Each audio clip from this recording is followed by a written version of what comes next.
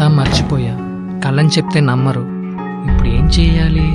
నలుగురు కార్ పార్కింగ్లో నిలబడి కిడ్నాప్ గురించి మాట్లాడితే విన్నాను సార్. అప్పుడే ఈ కిడ్నాప్ గురించి తెలుసుకున్నాను సార్. దానివల్లే ఈ డీటెయిల్ అంతా నాకు తెలుసు సార్. వాడి పేరేంటి? పేరేంటి? అదే చెప్పాలని వచ్చాను సార్. గట్టిగా అడగగానే మర్చిపోయింది సార్. కానీ మనిషిని చూస్తే గుర్తుపడతాను సార్. కానీ నిజంగా నేను కాదు సార్. సార్, కాలేజీలో అందరూ మంచి కూడని చెప్తున్నారు సార్. ఇంటి అడ్రస్ కూడా కరెక్టే సార్. పేరెంట్స్ ఇంట్లోనే ఉన్నారు సార్. ఎంక్వైరీ చేశాను సార్. మంచి ఫ్యామిలీ అని చెప్తున్నారు. చెడ్డవాళ్ళ కనిపించట్లేదు. భయంతో అన్నీ మర్చిపోతున్నాడు. కాస్త వెయిట్ చేద్దాం. ఇప్పుడు నిన్ను వదిలేస్తున్నాను.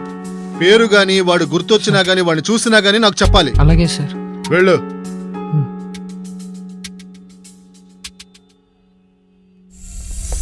ఏంటి మావా, మనకసలు అమ్మాయిలు సెట్ అవరా? మంచి చేద్దామని పోయి ఇలా బుక్ అయిపోయావు.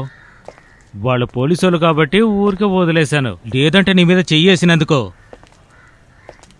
వాడు కొట్టిన దానిలో అన్నీ మర్చిపోయినరా.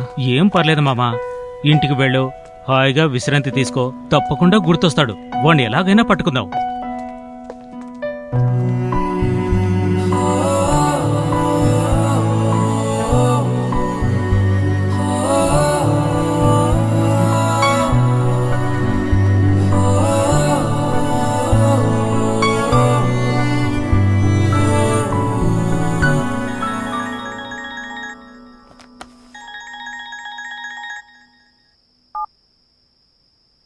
చెప్పండి దివ్య.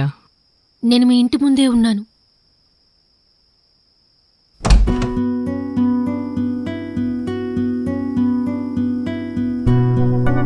మొబైల్ అప్పుడప్పుడు హ్యాంగ్ అవుతోంది. హాయ్. సారీ, అది ఎంక్వైరీ చేస్తారని చెప్పారు.